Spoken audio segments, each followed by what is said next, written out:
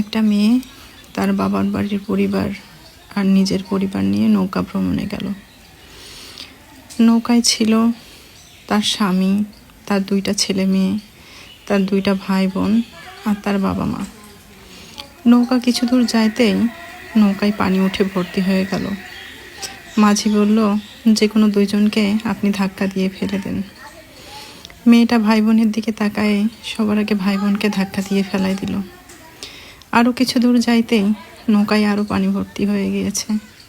মাঝি আবারও বলল যে আপনি আরও 2জনকে নৌকার থেকে ফেলাই দেন, নাই নৌকাটা ডুবে যাবে। সে তার বাবা মার দিকে ছলো ছলো চোখে তাকিয়ে তার বাবা মাকে ধাক্কা দিয়ে পানিতে ফেলাই দিল। আর কিছু দূর যাইতে মাঝি বলল, নৌকাটা কিন্তু ডুবে যাবে, আপনি আরও 2জনকে নৌকার থেকে ফেলাই দিন। তার সন্তানের দিকে তাকিয়ে অঝরে কাঁদতে কাঁদতে তার সন্তান 2টাকে পানিতে ধাক্কা দিয়ে ফেলাই দিল। অবশিষ্ট থাকলো সে আর তার স্বামী। সে তার ভাই বোনকে কেন ফেললো? ভাই বোন কোনো না কোনো এক সময় পরিবার থেকে আলাদা হয়ে যায় বিয়ে শাদী সংসারের পর। বাবা মা এমন একজন ব্যক্তি, সে থাকলেও সন্তানের জন্য দোয়া করবে, না থাকলেও সে সন্তানের জন্য দোয়া করবে।